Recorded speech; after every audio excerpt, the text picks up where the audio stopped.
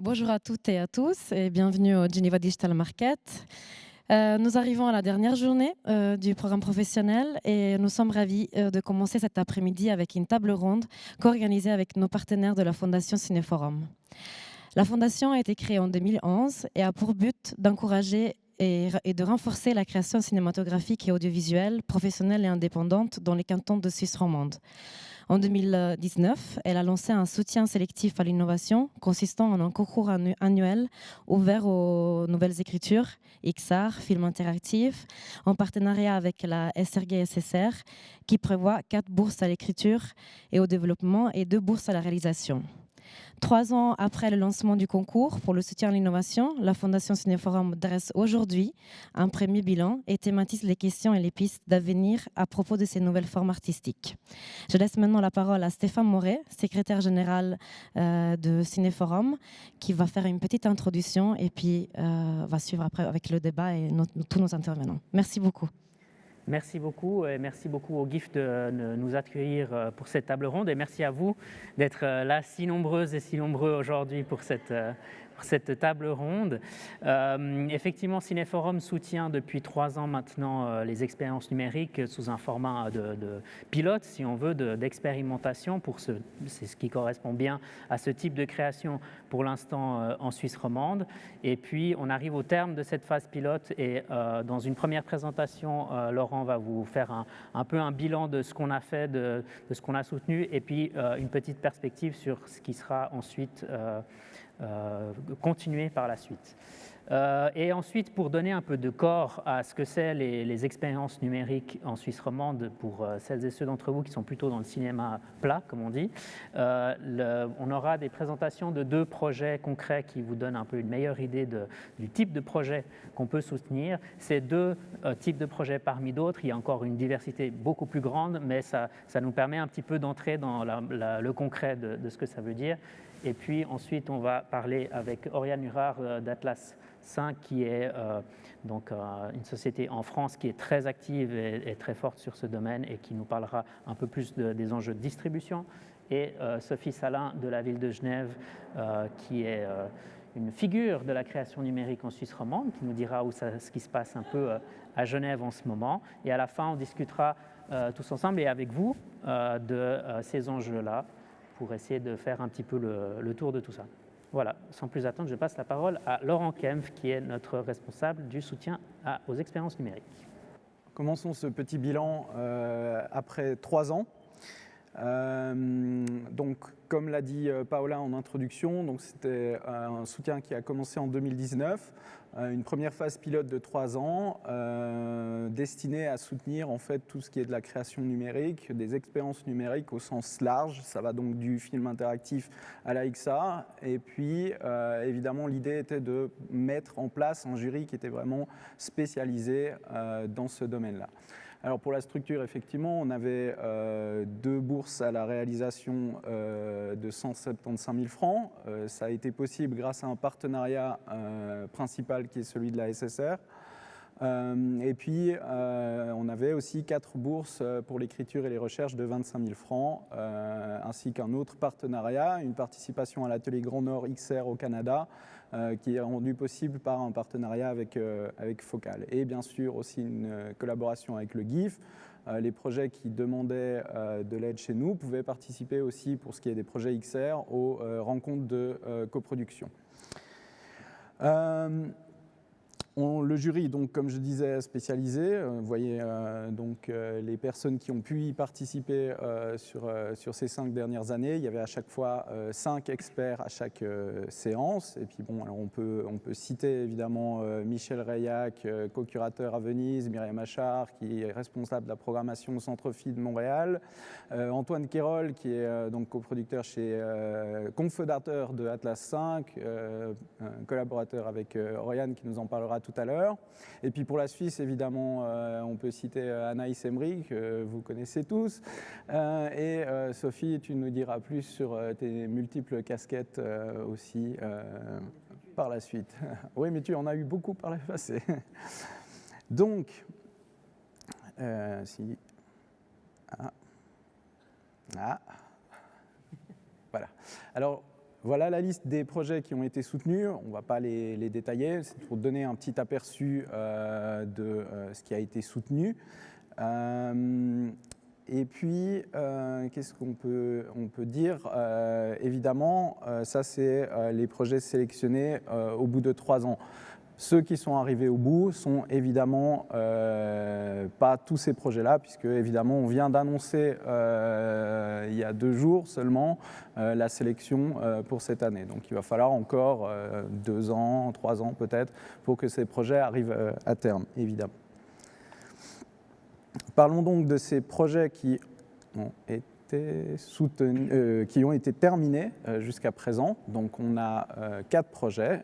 Le premier, c'est DanceRail, une application qui permet de placer la danse là où on ne l'attend pas en réalité augmentée, qui a été présentée à Sundance et qui est disponible en téléchargement sur l'App Store. Donc vous pouvez y accéder très facilement.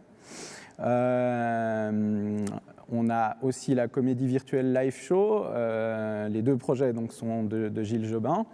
Ça a été présenté en première sous forme de prototype à Venise, et puis Cinéforum est revenu renforcer ce projet pour qu'il atteigne sa forme complète par la suite.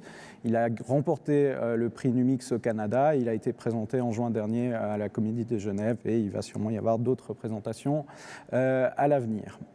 Et donc c'est un projet qui est en temps réel, en fait, accessible depuis partout dans le monde en streaming, et tout se passe en réalité virtuelle.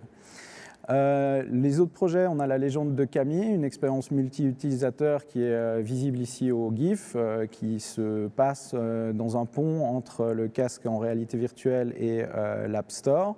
Et puis finalement Brainwaves, un projet de théâtre qui est présenté actuellement à Sierre en ce moment, dont ils vont nous parler tout à l'heure. Une petite vidéo maintenant pour donner quelques images quand même de ces projets-là.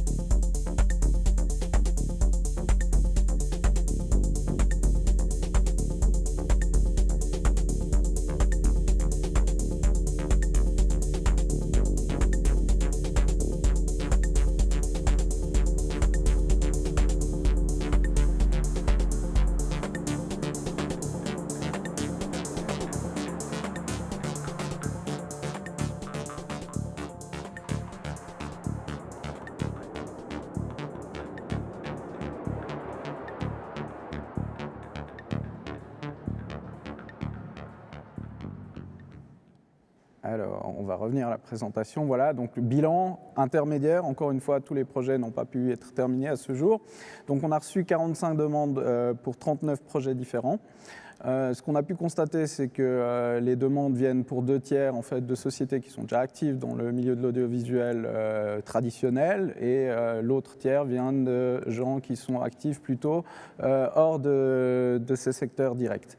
On a constaté aussi qu'il y avait une continuité dans ce qu'on offrait entre le soutien à l'écriture et le soutien à la réalisation. Il y a les gens qui reviennent, en fait, les projets qui ont été aidés. Par rapport au montant qu'on a pu donner, l'effet escompté était là, c'est-à-dire que les projets qui étaient en écriture sont donc revenus, et les projets en réalisation, pour ceux évidemment qui ont eu le temps d'être finis, ont abouti. Et puis on avait évidemment l'idée de ce soutien, c'était d'être en festival, dans les festivals reconnus, et donc on a pu voir qu'on était à Sundance, à Venise, et puis évidemment ici au GIF, quoi. On a aussi une grande diversité en fait, de projets qu'on a reçus, autant au niveau des thématiques, des formats, et tout ça on va le voir juste après dans les slides qui viennent. Et puis on est aussi évidemment attentif à la diversité d'un point de vue des équipes qui créent ces œuvres-là, et donc vous pouvez voir ici sur la slide quelle est la répartition en fait, du côté du genre. Alors, ici, c'était juste pour essayer d'illustrer, en fait, c'est assez difficile d'avoir une vision en fait, d'ensemble de cette diversité en fait, de projets qu'on a pu soutenir et recevoir. Donc ici, on a 3 colonnes principales qui sont en fonction du support, la réalité étendue, XR, que ce soit réalité virtuelle, réalité augmentée, ce qui était sur écran traditionnel, donc télé, ordinateur, portable, et finalement les projets transmédia. Ensuite, on a la technique employée, les 2 colonnes qui viennent en dessus, qui sont donc la prise de vue réelle ou en animation. Et puis finalement, la question, est-ce que c'est une œuvre plutôt linéaire, plutôt interactive, sachant qu'il y a évidemment une porosité entre les différentes sections. Et puis finalement, en fait, sur la gauche, vous voyez pour chaque ligne, les genres qui sont fiction, documentaire, plus proches de ce qu'on se fait habituellement dans le cinéma, et aussi après les autres secteurs, comme le théâtre ou la danse, qui sont aussi venus ici travailler sur des supports audiovisuels mentionnés en haut. Alors ici, on a une sorte de cartographie des projets qui ont été soutenus, et on voit que c'est en correspondance ici pour les projets qu'on a pu recevoir dans leur répartition. Donc l'essentiel évidemment c'était plutôt du côté de la XR, mais on a aussi eu des projets de films interactifs ou des projets transmédia qui mélangent un peu les genres. Si on se focalise sur la XR, qui est effectivement l'essentiel de ce qu'on a pu recevoir, et qu'on compare ça à ce qu'il peut y avoir dans d'autres endroits dédiés à ça, on a ici, j'ai refait un peu cette cartographie en fait, pour la sélection de 2 festivals de cette année, donc Venise VR, et puis cette collaboration qu'il y a eu entre Cannes, Tribeca et puis New Images, pour montrer un peu que cette diversité, elle est présente non seulement dans ces festivals-là, mais aussi chez nous. Une chose qu'on a pu remarquer, c'est que peut-être contrairement à ce qui se passe dans ces festivals-là, où il y a un focus quand même assez grand sur les œuvres de fiction, documentaire, qui sont plus classiques, si on veut, dans l'approche qu'on a par rapport à l'audiovisuel au sens général. Chez nous, dans notre cadre, notre soutien à l'innovation, on a reçu en fait plus de projets qui étaient dans des domaines un peu plus transmédia. Voilà, j'arrive au bout de la présentation avec cette dernière slide qui est en fait ce qu'on va faire pour la suite. Alors notre objet, ce qu'on va décider en fait à la fin du mois exactement le règlement de ce soutien pour la suite, donc c'est encore sujet à confirmation, mais dans les grandes lignes, on va conserver en fait ce qu'on avait, on va faire juste quelques petites adaptations. La première, c'est qu'on va renommer ça en soutien aux expériences numériques. On va repartir pour une phase de 3 ans. On espère aussi ouvrir ça aux coproductions minoritaires, sous conditions bien entendu, et puis passer un rythme de non pas un appel par an, mais de 2, pour essayer de dynamiser justement le passage du développement à la réalisation. Les partenaires resteraient les mêmes, et évidemment, on est aussi en train de réfléchir, travailler, discuter pour peut-être élargir en fait, dans cette nouvelle phase de 3 ans à des nouvelles collaborations. Voilà ce qu'il en est de ce premier bilan. Merci beaucoup, Laurent. Si ça va pour vous, comme on a la discussion après, on enchaîne les présentations et puis on fera l'échange avec vous par la suite. Laurent parlait de transdisciplinarité, qui est quand même quelque chose qui est très très présent dans la création numérique. Et la prochaine présentation nous amène droit au milieu de ça avec le projet Brainwaves, qui est actuellement en représentation à Sierre. Et donc merci beaucoup Christophe et Estelle d'être avec nous malgré le stress dans lequel je suis sûr que vous êtes. Et je vous passe tout de suite la parole. Merci de nous avoir invités ici pour vous parler de ça. Brainwave, c'est une pièce de théâtre d'environ 30 minutes pour 9 spectateurs. On a utilisé la réalité virtuelle. En fait, c'est un spectacle de science-fiction où les gens sont invités par une entreprise qui s'appelle Motum pour visiter une patiente qui est entre autres jouée par Estelle Bridet, qui va vous en parler après, qui, elle, est dans une sorte de cocon technologique où son esprit est transféré dans une machine, un peu comme à la Matrix, et où elle vit un corps virtuel dans un monde virtuel, elle a ces sensations-là. Et nous, on invite les gens, le public, les spectateurs, à mettre un casque de réalité virtuelle pour partager un moment avec Ivy, qu'on voit là, du coup, qui s'est taillé ce corps-là dans le virtuel. Et ça pose la question de qu'est-ce que c'est que d'avoir un corps dans un monde virtuel. Ça arrive pile poil avec ces annonces de métaverse, de qu'est-ce que ça veut dire d'avoir vraiment un corps et qu'est-ce qu'on peut choisir comme corps. C'est pas juste une photo de profil, c'est vraiment avoir des mouvements, c'est vraiment se déplacer, c'est vraiment comment on se sent. Et aussi, on va un peu plus loin, qu'est-ce que c'est que d'être seul dans ces mondes virtuels, qu'est-ce que c'est que d'avoir son esprit qui n'a plus de notion de temps ni d'espace, voilà. Pour vous parler un poil en détail, là vous voyez la scénographie réelle. Donc on a les gens en cercle. Là on a le siège tout au fond qui fait partie de la fiction quand les gens arrivent, où Estelle est dedans, elle vous en parlait tout de suite. Et puis on a aussi tout du son qui a été créé, composé, et du sound design qui a été fait pour cet endroit, pour que ça soit 360. La chose spéciale, c'est que je te laisse peut-être parler de ce que tu fais là. Là Alors là, je suis en train autour de moi, il y a un autre monde qui est créé et ce monde, il vient de l'imaginaire d'Ivy. Parce qu'en fait, ce qu'on aimerait montrer, c'est que les personnes qui sont donc complètement enfermées dans leur corps suite à un accident ou une maladie ou quoi que ce soit, ont un imaginaire qui est totalement... qui est immense et qui existe, et ils sont toujours vivants dans leur tête. Et là, je suis en train de présenter ce monde extérieur dans lequel moi j'aimerais vivre, dans lequel eux sont projetés par contre, parce que dans leurs lunettes ils voient tout. Moi, grâce au fait qu'une autre comédienne, Lisa Courvalet, alterne avec moi, j'ai pu aussi mettre les lunettes et voir ce que le public peut voir, et donc je sais ce qu'ils voient.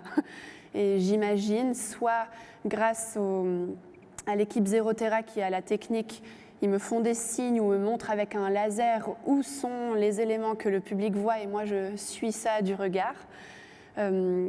Voilà, c'est ça que je fais à ce moment-là, quoi. Là, en fait, elle a une combinaison qui s'appelle une combinaison rococo, où en fait ces mouvements sont directement retranscrits. Tout est en live. Là, vous voyez à un moment donné une des parties des scènes où en fait les gens sont exactement dans la même distance qu'ils sont réellement dans la scénographie, et on a créé des petits visages pour que, en fait, ils bougent réellement en même temps que les gens. Donc la sensation de théâtre est là, en fait. Et Estelle et Lisa n'ont pas de micro, donc on a aussi un contact direct avec la voix, ce qui permet d'aller plus loin que ce que propose la VR, parce que la VR c'est super, mais il y a encore énormément de boulot pour qu'on y croie vraiment. Et nous, on essaie de rattraper ça par le théâtre, en fait. Et aussi de pouvoir le rattraper par la double présence d'une vraie personne qu'on sent, même si on ne voit pas avec ses vrais yeux. On sent son énergie derrière, on sent son mouvement, on l'entend respirer, et puis elle parle directement avec les gens. Ce qui, généralement, dans les jeux vidéo, les intelligences artificielles c'est une catastrophe. Mais là, on peut se permettre d'avoir des vraies interactions et d'avoir une vraie narration, quoi. Nous, ce qui nous change et ce qui change vraiment la vie avec le virtuel, là on travaille avec Zerotera, c'est que dans le théâtre, moi j'adore la science-fiction, dans le théâtre c'est une vraie frustration parce c'est compliqué d'avoir des choses à montrer, et là on a tout un aspect cinématographique qu'on peut vraiment mettre en avant avec des grandes sessions où il y a vraiment des éléments visuel, où il y a de la musique composée pour, où c'est, là, typiquement, on élargit le cercle de plusieurs mètres. Donc en fait, on peut choisir aussi ce que voit le public, on peut choisir la disposition qu'il est. On a découvert un peu ça en le faisant, parce que on est un peu tous débutants là-dedans, de qu'est-ce que ça implique en fait de changer la position des spectateurs, ça c'est des questions cinématographiques, mais à 360, donc c'est encore une autre chose, mais c'est assez passionnant. Là par exemple, on a construit une tour qui fait plus de 300 mètres de haut, et à un moment donné, il y a une plateforme qui se lève et qui tourne autour de la tour pour amener les gens tout au sommet. Ce qui est un défi aussi techniquement, où justement Estelle, il y a quelqu'un au laser qui est en train de lui montrer où est la tour, et du coup elle se tourne, et en fait quand ça marche, généralement ça marche maintenant, mais on y croit vraiment, on a vraiment l'impression d'être là avec eux. Il y a des gens qui ont peur du vide, et enfin voilà, ça marche. C'est assez fascinant à le faire. Là c'est un autre exemple de monde où on emmène les gens, où il y a plus d'éléments virtuels autour, où il y a un gros travail sur le son aussi. Faut vraiment il y a encore un peu des places, venez nous voir jusqu'à la fin du mois, parce que ça vaut la peine de le vivre en fait. C'est très compliqué d'expliquer comme ça, plat, ça a peu de sens, mais en vrai avec le son c'est autre chose. Je sais pas si vous pouvez. Voilà. Le toucher, l'odorat, j'ai pu dépasser les limites de mon propre corps. Je n'étais plus imperméable, solide et limité. J'étais tout. On découvre plein de choses en fait. Les réactions des gens, c'est assez intéressant parce que 95% des gens n'ont jamais mis de casque sur la tête. Donc nous, dans notre fiction, on fait en sorte que ça fait partie, il y a un peu comme les règles de sécurité d'un avion, il y a un autre qui explique comment les mettre, on met aux gens et tout ça, mais on est obligé de montrer aux gens comment le faire. Les réactions sont très bonnes, très variées, mais surtout, peu de gens ont des points de comparaison en fait, pour l'instant. Donc ils disent c'est super, mais en fait ils se réfèrent à rien de connu parce qu'ils n'ont jamais vu. Voilà. Donc je pense que c'est un outil extrêmement utile pour le théâtre. En tout cas là on découvre, on a du coup plein d'idées pour la suite, mais voilà en gros pour la présentation. Je sais pas si tu voulais avoir quelque chose. Non, peut-être juste rebondir, tu disais le cocon qu'on voit au tout début, c'est de la scénographie donc réelle.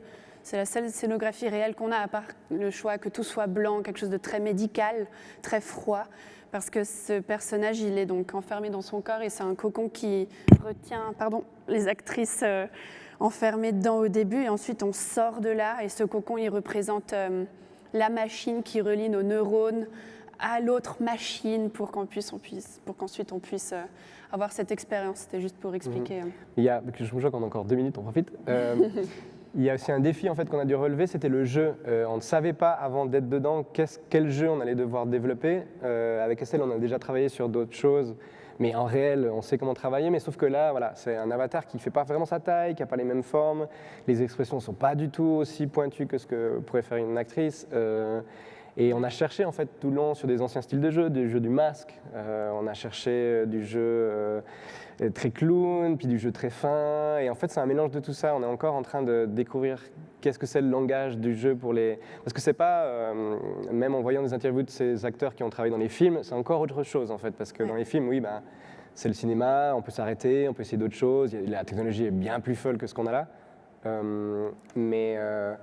Mais là, c'est du théâtre. Donc, comment on interagit avec les gens, comment est-ce qu'ils y croient, comment est-ce que c'est pas trop cartoon, comment est-ce que c'est quand même réel, comment est-ce que ça fait pas trop peur, et comment est-ce qu'on développe l'empathie. Enfin, c'est très intéressant, quoi. C'est encore une longue recherche qui va changer avec la technologie qui change tout le temps. Mais voilà, en gros. Ouais, en tout cas, moi j'ai l'impression que ça demande de réduire une émotion à une partie du corps, par exemple. Les mains, on s'est rendu compte que les mains, c'était quelque chose qui rendait le corps très vivant.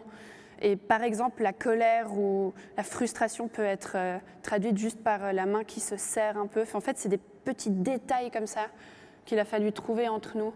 Ou la tête, une tenue qui descend si elle est triste, et après qui remonte. Et puis, ouais. Puis on s'est aussi rendu compte que c'était un personnage qui impressionnait beaucoup les gens. Et donc, il fallait nous aussi vouloir impressionner dans le jeu. Voilà, c'est des petits détails pour traduire des émotions, en fait. Merci beaucoup pour cette présentation.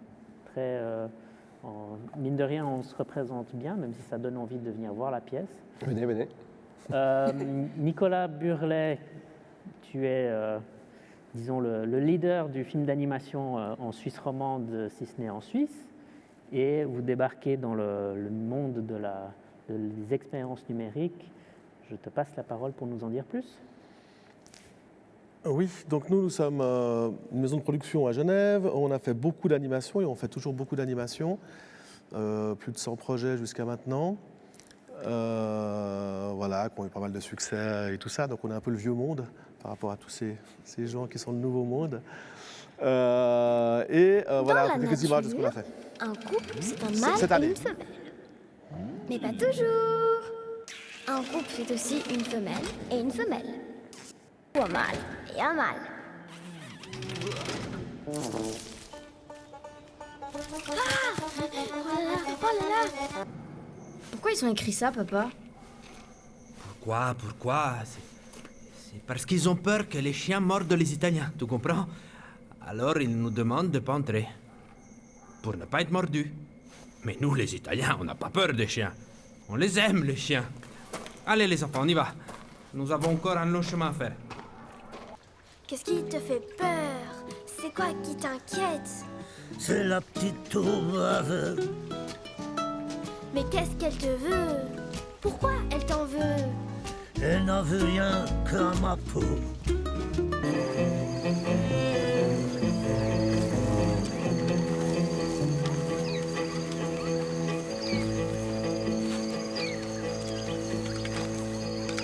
Camarada Gloria, si usted quiere me adelanto para que me va a preparar limonada. Hágale, mija. ¿Listo?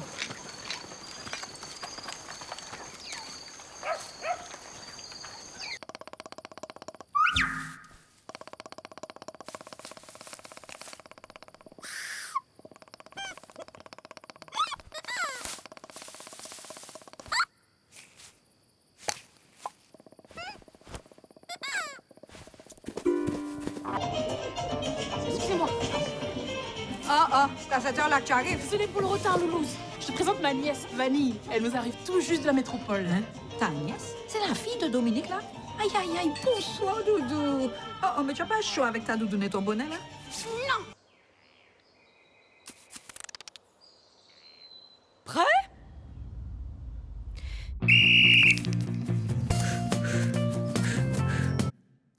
Voilà, donc ça, c'est les projets qu'on finit cette année, ou, enfin, sauf la dernière série qui sera finie dans 2 ans. Mais globalement, c'est ce qu'on a fait cette année, on était assez productifs. Donc nous, on est une compagnie de production, mais ça, c'est 2-3 personnes. Et on est surtout un studio d'animation, ce qui nous permet d'avoir la maîtrise sur notre outil, qui nous permet d'avoir les compétences à la maison, qui nous permet de maîtriser nos coûts, et qui nous permet de faire autant de projets. Autrement, ce serait impossible. Ensuite, voilà, on est environ une quarantaine actuellement au studio à travailler, avec beaucoup d'auteurs et de réalisateurs et aussi quelques techniciens. Juste par rapport à la Suisse, c'est vrai que la Suisse c'est un nain de l'animation européenne. À peu près entre 5 et 6% des financements du visuel public et parapublic comme la télévision sont consacrés à l'animation. En long métrage, il y en a un demi par année ou un par année. Maintenant, ça progresse un peu. Nous, on en finit 3 cette année, donc ça progresse. Les séries télé aussi, il n'y en a pas beaucoup. Et les courts-métrages, d'après l'OFC, qui à peu près compte ça, il y en a environ entre 30 et 35 par année professionnels, enfin même pas la moitié d'écoles. Donc en fait, il y en a 16 professionnels et l'autre moitié qui viennent des écoles. Il y a environ, c'est dur à estimer parce qu'il n'y a pas d'études qui existent à ma connaissance, mais il y a environ entre 100 et 150 postes de travail équivalent plein temps à l'année. Là-dedans, Nadasdi représente pas mal de quelques longs métrages. C'est nous qui avons fait toutes les séries télévision qui ont existé jusqu'à maintenant, à part 1 ou 2. On fait environ 4-5 courts-métrages par année et on a environ 30 et 40 personnes. Donc c'est vrai qu'on est des géants en Suisse, mais des nains en absolu. C'est-à-dire que dans le monde des schtroumpfs, le chat est un géant, mais les chats ne sont pas des géants en absolu. Donc c'est un peu ça la situation. C'est vrai que nous, en tant que spécialistes animation et ayant beaucoup d'expérience, naturellement, la XR, VR, les mondes numériques sont quelque chose que déjà nous, en tout cas dans l'outil que tous les jours et toutes les semaines et tous les ans nous utilisons. Et c'est vrai qu'on le voit là, ça c'est quelques projets qui sont en GIF ici. On voit bien que l'animation, on l'a vu dans les tableaux que nous a présenté Laurent, l'animation représente l'outil principal dans ces mondes-là, vu qu'on est dans le cadre d'une recréation, dans le cadre d'une reconstruction, c'est vrai que c'est l'outil rêvé. Donc tout naturellement, on a été approché et on a envie. Moi, j'ai suivi aussi des conférences qu'il y a eu un peu partout en Europe là-dessus déjà depuis quelques années. Et c'est vrai que c'est un univers qui m'a toujours titillé, intéressé, qui n'est pas facile à rentrer dedans. Surtout en tant que société de production, on a une forme d'économie. Et c'est vrai que pour l'instant, moi, en tant que producteur, mon souci principal, c'est que les gens qui travaillent avec moi puissent manger tous les mois, ou tous les jours même, dans l'idéal. Et c'est vrai que j'ai besoin de me projeter dans une forme d'économie. Comment je vais faire pour qu'on arrive à monter des projets où on arrive à le faire de manière professionnelle et que tout le monde s'y retrouve en termes de qualité de vie avec des revenus artistiques comme on est payé dans l'art en Suisse, ça veut dire pas forcément énormément, mais en tout cas suffisamment pour vivre. Donc c'est vrai qu'on s'est lancé dans des projets, on a eu la chance d'être soutenu en développement et en production sur le projet Forêt. En production, ça date d'il y a 2 jours, donc je ne vais pas encore vous montrer des images définitives, mais on a attaqué. C'est vrai que c'était un défi pour nous, parce que ça sort totalement des schémas habituels, et de nouveau, je vais reparler de financement, c'est pas que je parle toujours d'argent que ça m'intéresse, c'est juste que c'est mon moteur. C'est comme ça que je peux payer les créateurs, c'est comme ça que je peux développer les projets, et c'est grâce à ces ressources qu'on peut faire des projets au final. Donc moi, en tant que producteur, c'est vrai que c'est un de mes problèmes principaux. Et c'est vrai que quand on regarde un projet, moi, quand on me présente un projet, je regarde artistiquement s'il est intéressant, je regarde où est-ce qu'on peut aller ensemble, mais surtout, je regarde comment je vais faire pour que les gens qui me présentent le projet, je puisse leur donner les ressources pour le faire. Et c'est vrai que dans la VR, quand on fait le tour de ce qui existe, pour l'instant, c'est pas énorme en Suisse. Ça veut dire qu'on a la possibilité de développer à l'Office fédéral de la culture, mais on n'a pas la possibilité de produire. Donc c'est bien, c'est un début. Et on a la bourse de Cinéforum qui est vraiment là, et c'est bien, on en a besoin. Et il y a éventuellement quelques fondations et tout ça, mais c'est pas clair, il n'y a pas de continuité, il n'y a pas, en tout cas, de ce que j'ai trouvé, il n'y a personne qui dit chaque année, voilà ce qu'on propose. Donc nous, on s'est lancé dans Forêt. Forêt est une expérience, voilà. Donc une expérience où on vit l'expérience avec un casque. On va d'abord la vivre en étant dans une voiture qui s'arrête au bord d'une forêt, il fait un peu chaud, on doit aller se promener dans la forêt, et on arrive dans une forêt qui est une forêt à peu près réaliste, ça veut dire que là elle était redessinée, mais c'est quand même une forêt à peu près réaliste. Et l'objectif de l'expérience, c'est qu'une fois qu'on arrive dans cette forêt, où on peut un peu se promener, regarder les arbres et tout ça, là c'est le visible de la forêt, et nous, on va passer ensuite à l'invisible. Ça veut dire qu'on a travaillé avec un spécialiste qui est à l'EPFL, qui donne des cours aussi de Berne, qui s'y connaît en arbre et en forêt, enfin, c'est ce qu'il nous a dit en tout cas. Il l'a fait croire aussi à l'EPFL, donc ça a marché. Qui va nous parler de comment les arbres communiquent entre eux, quel est l'invisible en fait de l'arbre qu'on ne voit pas. Et là, nous on le représente comme ça. Alors évidemment, après c'est une question de vision d'artiste, c'est une question un peu comme si on représentait ce que voit un aveugle. On est un peu dans le même type d'expérience.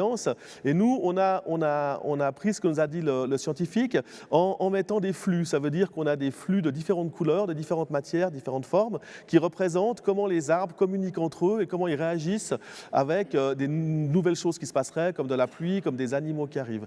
Et donc là on a des exemples. Alors de nouveau, là on va démarrer la production en janvier-février, donc c'est des images de recherche et tirées de ce qu'on a pu faire en développement.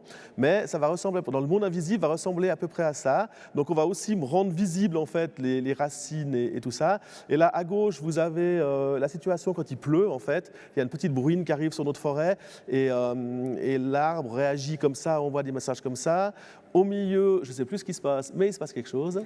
Et à droite, c'est une invasion de cochin-chenille, enfin d'animal petit, qui attaque l'arbre et qui va commencer à le manger. Du coup, l'arbre se défend et réagit. Et en même temps, l'arbre va communiquer avec les autres arbres. Et aussi, la personne qui vit l'expérience, il y a aussi un travail d'empathie avec les arbres. C'est qu'en fait, on espère qu'il va rentrer un peu en empathie avec ce monde invisible et ce monde végétal. Et il verra ses mains, il pourra toucher les arbres virtuellement. Et normalement, des branches et des feuilles vont commencer à pousser de ces arbres, de ses bras. Donc il verra lui-même, là, il verra des trucs qui poussent en fonction de l'avancée dans l'expérience et en fonction de comment l'expérience l'intelligence artificielle, si tant est qu'il y a intelligence là-dedans, va comprendre que la personne vit l'expérience et que c'est une forme de récompense, on va dire, où il va devenir un peu parent de l'arbre et tout ça. Et on a aussi des animaux qui vont intervenir, et là, c'est comment les arbres, enfin, comment dans ce monde invisible, on voit les animaux. Donc c'est une expérience qui va aussi, donc l'expérience de base c'est comme ça, c'est avec un casque, mais aussi on a des déclinaisons, si ça marche bien, plus importantes, où on a des systèmes d'odeur par exemple, où pour plus immerger les gens, on va mettre, il y a des systèmes qui existent actuellement avec qui diffusent des odeurs en fait, et qui permet quand il arrive, quand il y a la bruine, il y a une odeur de forêt mouillée, quand les animaux, ça sent mauvais probablement. Bref, il y a cette possibilité-là d'immerger encore plus. Et également, on a aussi des possibilités avec des capteurs où on sent l'état de la personne qui vit l'expérience et en fonction de son rythme cardiaque, son stress, son humidité. Du coup, on peut imaginer sa réaction et nous aussi réagir par rapport à ça, par rapport aux plantes qui lui poussent ou par rapport à des choses comme ça. Donc ça, c'est deux versions. On va dire il y a une version light avec juste un casque qui est plus facile à exploiter, qui est plus facile à utiliser, et une version un peu plus, si on arrive à la monter, qui est plus complète dans l'expérience. Ça, c'est ça. Et donc ça, c'est quelque chose qui va se construire, on espère, à partir de janvier prochain, jusqu'à la fin de l'année. Et à nouveau, c'est vrai que pour ce type d'expérience, c'est assez compliqué pour l'instant à trouver une économie et un financement. Et après, on est aussi dans l'expérimentation totale. Ça veut dire que comme ils l'ont vécu, eux, dans leur expérience et dans leur pièce, il a fallu développer plein de choses et comprendre plein de choses, comment ça fonctionne. Nous aussi, même si on s'y connaît beaucoup en l'animation n'est que le quart ou la moitié de la problématique. La problématique principale, comme dans toute œuvre artistique, c'est qu'est-ce qu'on raconte, comment on le raconte et comment on utilise l'outil et les médiums.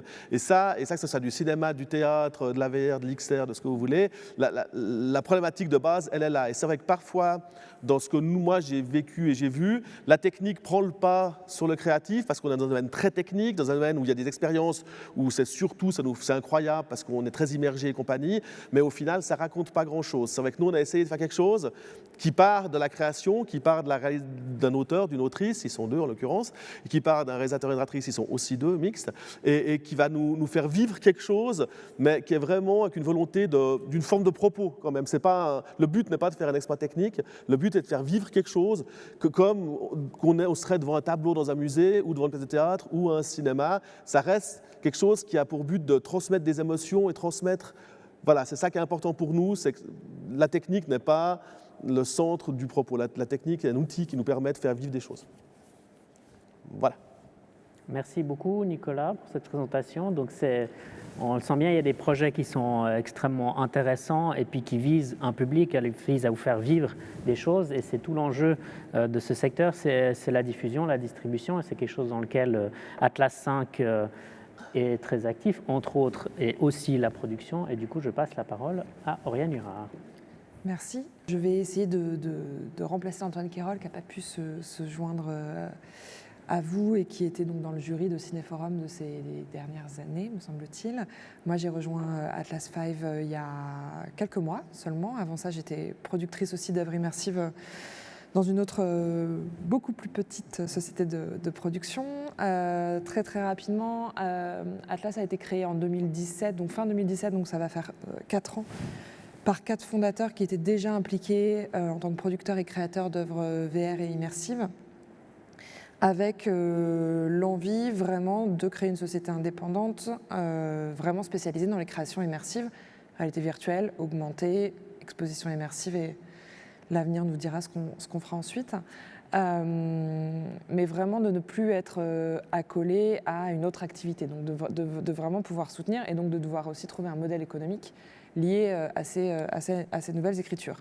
En 4 ans, on a produit une quinzaine, je dis on, mais évidemment ce n'est pas moi, mais nous, ouais, je m'implique maintenant dedans. On a produit une quinzaine d'œuvres, donc certaines que vous voyez à l'image. Très rapidement, je ne vais pas vous faire tout le catalogue, mais des œuvres que vous avez pu voir dans des festivals comme Sundance, Annecy, Venise, au GIF, etc. aussi.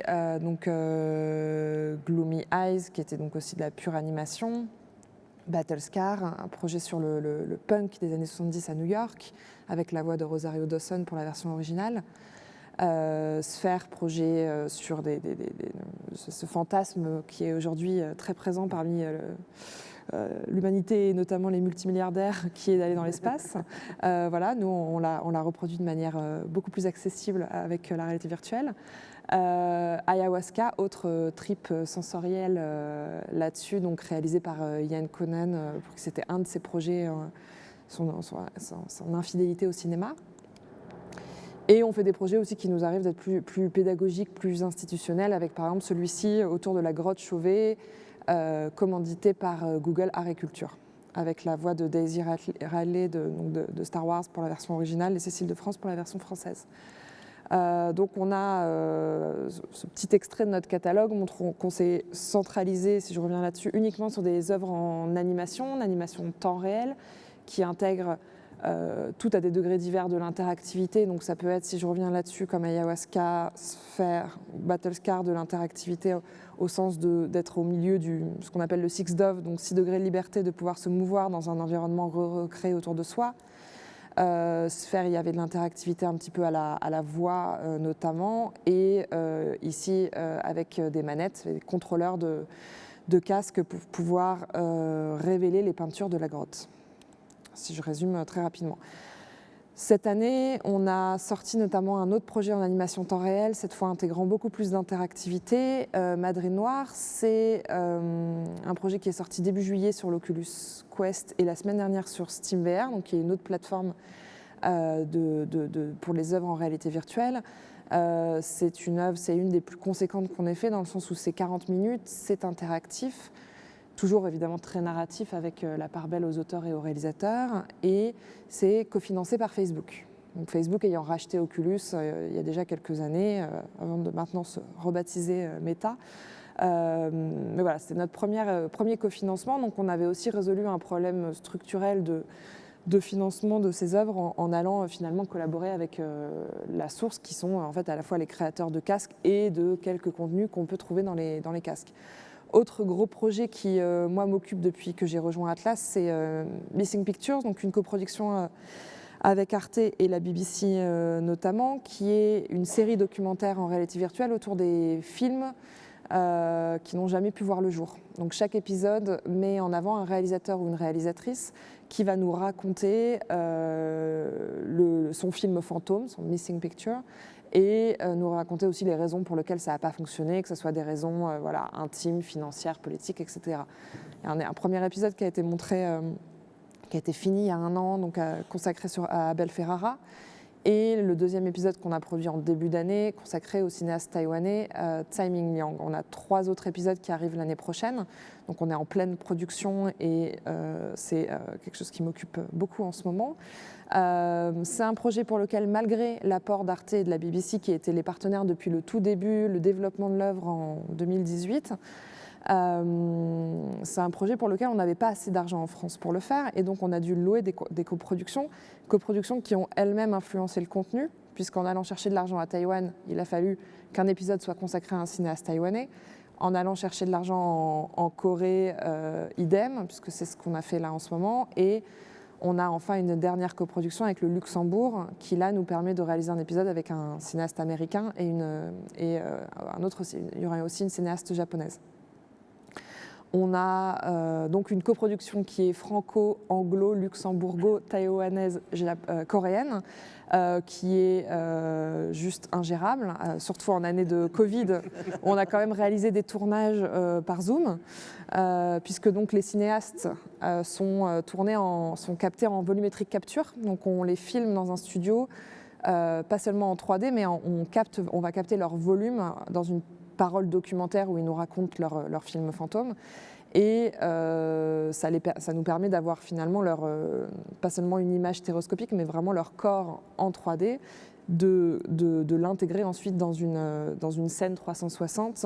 Et autour d'eux, on va recréer en animation temps réel quelques scènes ou quelques éléments du film qui n'a jamais existé et dont finalement ça sera une forme d'existence, en s'inspirant parfois des storyboards, des concept arts, évidemment des scénarios qui ont pu préexister avant. Donc je tenais à faire un petit focus sur ce projet puisque ça montre bien que la coproduction internationale, elle est essentielle dans ce genre d'œuvre et que l'ouverture aux coproductions minoritaires de Cinéforum, si elle se confirme, est, je trouve, une très bonne nouvelle aussi pour que la création suisse puisse aussi prendre son envol et se lancer dans d'autres aventures et inversement, et que les collaborations forment aussi ce type de projet d'ampleur. Atlas V aujourd'hui fait partie en fait, d'un groupe immersif un peu plus nombreux avec 2 autres sociétés sœurs, 2 autres filiales. Atlas reste au cœur de la création de contenu, de la création de propriété intellectuelle, donc vraiment en tant que société de production. On a depuis 2 ans un studio qui s'appelle Albion, qui est vraiment spécialisé en animation 3D temps réel et maintenant en jeux vidéo. Et enfin, la petite dernière, c'est Astrea, qui a été créée il y a quelques mois. Le lancement a été officiellement annoncé là, il y a 2 mois, qui se consacre à la distribution, au sens large, la distribution des œuvres immersives. On s'est en effet rendu compte, en travaillant en 4 ans de production de ces œuvres-là, que la distribution, c'était les chaînons manquants, finalement, pour nos œuvres, entre nous, les producteurs, les créateurs, et le public. Qu'il y avait des chaînons comme les festivals, qu'il y avait des chaînons comme quelques salles, quelques musées, etc., des plateformes en ligne, évidemment, mais que le métier de distributeur, le métier de vendeur international, le métier d'exploitant, qui sont des métiers en cinéma, en audiovisuel très établis, très structurés, qui existent depuis de nombreuses années, n'existait pas du tout dans nos œuvres. Et il a bien fallu qu'on s'y mette. Il y a évidemment quelques distributeurs qui existent, en France notamment Diversion Cinéma, qui fait un travail super pour tout ce qui est ce qu'on appelle LBE, donc c'est une démonstration des œuvres dans des lieux physiques, quels qu'ils soient. Aujourd'hui, Astrea a une équipe de 3 personnes dédiées, donc je parle sous leur contrôle puisque voilà, moi je me consacre à la production. C'est un catalogue de 50 œuvres aujourd'hui, donc évidemment les œuvres du catalogue d'Atlas, dont celles que je vous ai présentées brièvement, mais aussi donc l'idée c'est d'aller acquérir des œuvres de producteurs externes, soit au moment de la pré-production, soit de manière assez classique pour un distributeur, au moment une fois que c'est réalisé. On a une activité principale qui est celle de la publication en ligne. C'est là où on se différencie un peu d'une société comme Diversion, déjà assez impliquée sur tout ce qui est événements et lieux physiques. Nous, on se dit aussi que le public, il n'est pas encore forcément là. Il y a une dizaine, entre 10 et 20 millions de casques de VR dans le monde aujourd'hui. Mais on est assez confiant dans l'idée qu'on n'est qu'au début et que le public s'équipe petit à petit, mais en tout cas la tendance est là, et que la publication en ligne, avec tout ce que ça implique derrière, d'effets de localisation ou de versionning, je vais revenir sur ce que c'est après, de marketing, etc., elles sont en fait essentielles pour permettre de toucher des œuvres dans un public globalisé, mondial, puisqu'il est assez clair pour nous que le public français ou même le public francophone n'est pas assez grand, le marché n'est pas encore assez structuré pour pouvoir se concentrer uniquement là-dessus. Et évidemment, on s'intéresse aussi à tout ce qui est export 360, donc avec des ventes chez les télécoms, les festivals, les événements, les lieux, etc., où nos œuvres ont aussi la chance de beaucoup circuler dans ces événements essentiels. Donc localisation ou versionning, c'est justement l'idée. Là, c'est les 2 affiches japonaises et coréennes de Gloomy Eyes, un des projets dont je vous présentais en début de présentation. Ce sont des choses qui sont évidentes en cinéma, où on double, où on sous-titre très souvent des copies. En réalité virtuelle, évidemment, les sous-titres ne fonctionnent beaucoup moins bien, et donc il faut imaginer devoir tout réenregistrer, tout réencoder, tout réexporter. Donc c'est un vrai travail qu'on fait, puisque Oculus nous a demandé de le faire pour des plateformes coréennes et japonaises, des publics qui sont assez peu anglophones, et donc qui finalement ont besoin de versions originales à chaque fois pour pouvoir apprécier les œuvres. Donc c'est aussi un travail un peu technique qu'on fait pour nos œuvres, mais aussi pour celles des autres qu'on prend en mandat de distribution. Le versionning, c'est la même idée, qu'on s'adapte aussi. Certaines des œuvres de notre catalogue, elles ont maintenant 4 ans. Le Quest n'existait pas, donc le casque sans fil d'Oculus n'existait pas. Il y a aujourd'hui Huawei qui a sorti un nouveau casque, Pico qui a sorti un nouveau casque, Apple, Vive qui annonce aussi des casques. Donc à chaque fois, il faut finalement faire de ce qu'on appelle la portabilité, donc s'adapter, reconvertir les œuvres pour accéder à un nouveau public et à un nouveau casque. Donc c'est aussi un travail assez important qu'on fait là-dessus, ou en tout cas on aide les producteurs à le faire.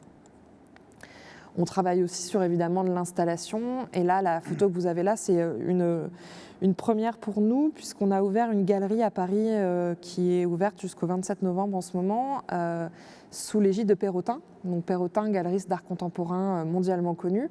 Et donc là, on a ouvert la première galerie Perrotin VR par Atlas, en montrant, donc on a dû créer la scénographie, on a dû se confronter à l'idée de ressources aussi, de matériel humain, de médiation, etc. Des choses qu'on avait fait ponctuellement dans des festivals, mais encore jamais dans un lieu ouvert 5 jours par semaine pendant 8 semaines. Et on a choisi de montrer les 4 œuvres que vous voyez à l'image, qui sont en fait un peu nos best-sellers, donc Gloomy Eyes, Battlescar, Sphere et Nuts and Blindness. Et donc on a cette idée dont on ne va pas forcément... On ne vise pas du tout un public déjà acquis à la VR, qui a déjà vu ses œuvres dans plein de festivals. On ne vise pas du tout le même public qui peut venir au GIF, mais plutôt un public proche de l'art contemporain. Et on avait d'ailleurs ouvert la galerie juste avant la FIAC, donc à Paris. Donc il y avait cette idée-là de s'ouvrir à d'autres formes. En voyant, finalement, là, en refaisant cette présentation, en voyant votre type de projet, en voyant les types de projets de Cinéforum Aidé, je vois que là où ce qu'on fait, nous, on est vraiment dans une VR, et d'ailleurs, beaucoup de nos projets ont été coproduits par Arte ou France Télévisions. C'est pas un hasard, dans le sens où on est plutôt des projets audiovisuels, avec des scénaristes, des réalisateurs venant plutôt du cinéma ou de l'audiovisuel, et donc des œuvres qui sont interactives ou non, qui ont parfois une forme installative ou non, mais qui restent quand même une œuvre, on va dire, issue de l'image et du son, beaucoup moins du spectacle vivant, comme pas mal d'œuvres, ou de la danse, comme vous semblez être finalement assez fort en Suisse pour cela. Ça ne veut pas dire qu'on n'en fera jamais. Nous, aujourd'hui, on réfléchit à deux axes. On réfléchit à celui du métaverse, puisque c'est le mot à la mode dont tout le monde parle, mais plutôt aux œuvres qu'on pourrait produire dans le cadre d'un métaverse, donc très très brièvement dans le cadre d'une plateforme de réalité virtuelle sociale, c'est-à-dire dans lequel on pourrait rencontrer ses amis, ses collègues de travail. Et nous, on réfléchit aux œuvres qu'on pourrait produire là-dedans. Donc, par exemple, on s'intéresse beaucoup aux questions des concerts virtuels. Comment on va créer un avatar d'un chanteur ou d'une chanteuse, et comment on le fait se produire sur une scène virtuelle, avec évidemment plein d'idées qui vont sortir d'une captation classique de spectacle vivant. Et ensuite, on réfléchit à des installations dans des lieux, effectivement inscrits dans des lieux physiques, mais avec une jauge de plusieurs dizaines de personnes, pour répondre à la problématique de la jauge, qui est souvent une des remarques, une des contraintes qu'on fait à la VR, de « Ah, mais c'est 3 personnes par heure, 9 personnes par heure, c'est pas assez, c'est pas rentable ». Aujourd'hui, on a un super exemple avec ce qui a été fait à Montréal au Centre Phi, l'exposition Infinie autour de la Station spatiale internationale, produite par Félix et Paul et par la NASA. Le Centre Phi a déployé, et c'est 100 personnes toutes les heures, toutes connectées, toutes identifiées par un avatar, et toutes se déplaçant dans un environnement, je crois que c'était un entrepôt de plusieurs centaines de mètres carrés. Et ils viennent de terminer et de faire 70 000 entrées en quelques semaines, avant de passer, maintenant ils s'installent à Houston. Donc c'est une expo qu'on aura peut-être la chance de voir un jour en Europe, mais c'est pour montrer qu'aujourd'hui on est aussi en train de réfléchir à des techniques possibles qui permettent finalement de résoudre certains problèmes limitants de la VR, qui est un casque, un spectateur. Je veux certains, toi non. Merci beaucoup, Oriane. On va revenir sur ces enjeux de distribution et de diffusion par la suite, mais avant ça, je passe la parole à Sophie. Oui, alors d'abord Oriane, tu nous fais rêver, hein. Je veux dire franchement, on se dit qu'on a encore du chemin à parcourir. Mais alors moi je ne sais pas si je vais vous faire rêver, parce que tous mes précédents locuteurs avaient un objet à présenter, une société, des œuvres. Moi je n'ai rien d'autre que moi, donc voilà, bon, désolée. Enfin, c'est ce qu'on m'a demandé, donc voilà. Alors moi, je représente, toi tu parlais du vieux monde, mais alors moi je crois que je présente encore plus le vieux monde. Vous allez voir, je vais utiliser des mots qui sont pas très numériques. Donc mon parcours, oui, moi je suis une littéraire de formation, enseignante de profession au départ. En tout cas, c'est comme ça que j'ai commencé. Et puis, j'étais aussi une enfant de la télé, comme on disait au XXe siècle. Et du coup, j'ai bifurqué un peu par hasard et avec beaucoup de curiosité à la télévision où je suis restée pendant 18 ans. J'ai exercé beaucoup de différentes fonctions, des plus futiles et amusantes aux plus sérieuses. Et donc devant la caméra et derrière la caméra, mais disons, je vais focaliser ça sur les fonctions éditoriales. J'ai travaillé pas mal au département multimédia, d'ailleurs au tout début du site internet en 2005, quand la RTS commençait à avoir un site internet. Et ensuite, de nouveau, j'ai bifurqué à l'unité fiction, où j'ai fait différentes choses, mais très paradoxalement, pas du tout, enfin très peu sur les contenus télévisuels. J'étais plutôt, je m'occupais du cinéma, les courts et les longs métrages, et puis j'ai bataillé assez ferme à partir de 2009 pour qu'on développe des web-séries. Et c'était une lutte assez longue, puisqu'en 2014, on a pu produire la première web-série. Voilà. Alors, je ne suis pas geek du tout. D'ailleurs, si on met une manette de PlayStation, on fait un film comique plutôt qu'autre chose. Mais par contre, j'ai toujours eu un intérêt pour les techniques et pour les technologies, pour deux raisons. D'abord parce qu'elles nous apprennent sur notre rapport au monde, mais surtout parce que c'est vrai qu'étant littéraire de formation, la narration, le storytelling, comme on dit maintenant, et l'expression d'une subjectivité m'a toujours intéressée. Mais en moi, les technologies, ce que j'aime, c'est comment elles arrivent à transformer et à susciter des nouveaux modes de narration. Voilà, donc c'est surtout ça qui m'a intéressée. Je zappe très vite, j'ai quitté la RTS il y a 6 ans, avec plein d'envie et de curiosité. Et ma première envie, c'était aussi de découvrir, pouvoir aussi m'adresser à des nouvelles personnes, peut-être qui n'étaient pas à ce moment-là dans le public cible de la RTS, à des nouveaux formats, et puis toujours ces nouvelles technologies. C'est vrai que je voyais arriver cette VR, et dans ces 2 lettres-là, je me disais, oulala, mais c'est justement des trucs pour geeks, c'est des jeux vidéo, ça m'intéresse pas, c'est pas pour moi, etc. Mais j'avais un peu l'intuition que ça allait quand même être très prégnant, que ça allait prendre de la place. Donc je me suis dit, avant de critiquer un truc sans le connaître, donc j'ai suivi une petite formation. Ça a commencé au World VR Forum, en fait, qui m'a accepté très généreusement comme stagiaire. Je ne dirais pas mon âge à cet âge-là, mais c'était vraiment louable de recevoir une stagiaire de cet âge-là. Et puis ensuite, j'ai fait une petite formation à Paris aussi, pour voir comment ça se produisait, etc. etc. J'ai commencé à rencontrer plein de gens tellement passionnants. Voilà, et puis, alors à partir de ce moment-là, j'ai été piquée par le virus, j'aurais pas osé dire cette phrase il y a quelques temps, mais maintenant je le dis, par le virus de la VR, et là je me suis dit, je vais en produire, voilà, parce que j'avais toujours un peu cette envie de produire des choses. Je me suis dit, je vais y aller à fond dans la VR, et puis mon autre passion à ce moment-là, c'était d'évangéliser à peu près toutes les personnes qui avaient le malheur de me croiser. D'ailleurs, j'ai croisé le chemin de Fonction Cinéma, et qui m'ont gentiment accueilli aussi, pour 2 événements, voilà, d'essayer de faire un peu d'information, si ce n'est de la formation autour de la VR. Et puis, j'ai dû abandonner mon projet de production, parce que c'est vrai qu'en 2016, je crois que c'est à peu près là que 2016, 2017, 2018, j'ai un peu baissé les bras. Parce qu'en effet, il n'y avait pas de ce qu'on cherche à savoir si ça peut exister ici, un écosystème numérique. Il y a encore, je trouve, une grande méconnaissance de la part des financeurs et des institutions sur ces nouveaux médias, sur ce type de création numérique. Et puis, il manque d'un lieu de diffusion. Enfin voilà, je me suis rendu compte que c'était très compliqué. Et puis le fait de ne pas pouvoir coproduire, voilà, vous n'existiez pas, enfin le soutien à l'innovation n'existait pas encore. Peut-être que s'il était arrivé plus tôt, j'aurais continué vaillamment à essayer de produire des œuvres immersives, etc.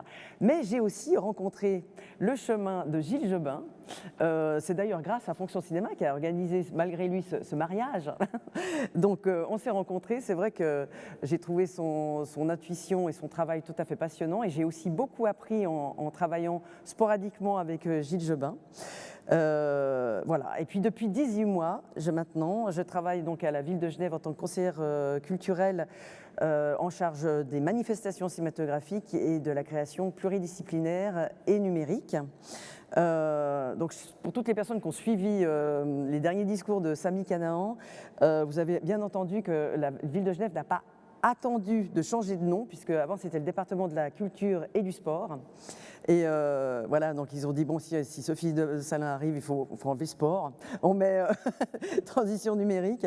Et voilà, donc la ville de Genève n'a pas attendu de changer de nom pour soutenir la création numérique, qu'on n'appelait pas comme ça. Hein, ça, c'est un terme générique, mais avant, c'était à travers l'art visuel, les arts visuels, les lignes de musique actuelle. Et puis, le pluridisciplinaire, voilà, qui est un grand fourre-tout. Et voilà, donc le soutien était fort, mais l'étiquette était un peu discrète. Techniquement, je ne vais pas trop rajouter, mais juste c'est important de voir comment les arts numériques ou la création numérique peut être soutenue à Genève. Techniquement, actuellement, mais c'est en cours évidemment de progression, il y a 3 soutiens pour la création numérique et les manifestations numériques.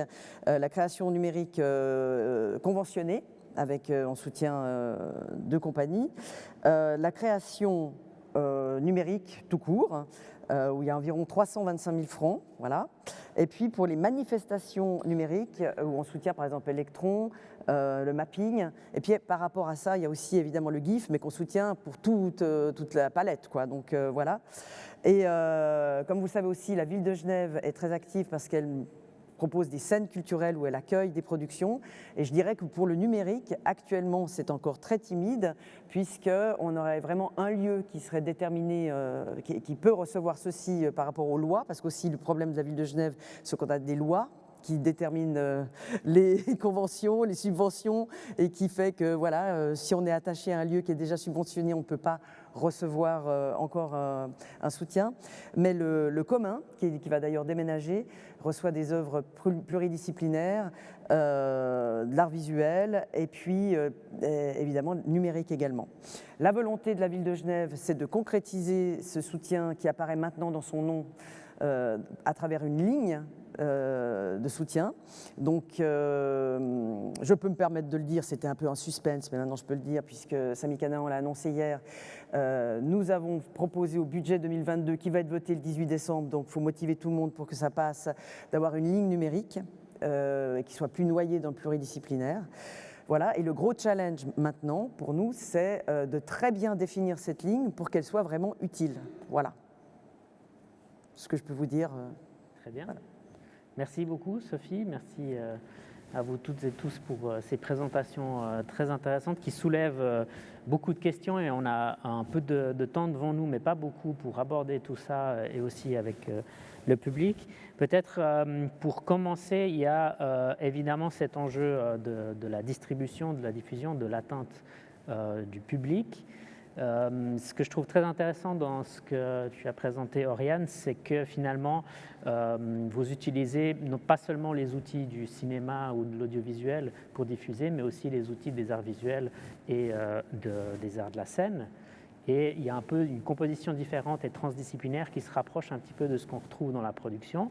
Pourtant, ce qui est assez intéressant et moi qui me questionne, c'est que finalement, il y a il y a une bonne participation en termes de financement et de production qui vient de la télévision, qui sont par définition des diffuseurs.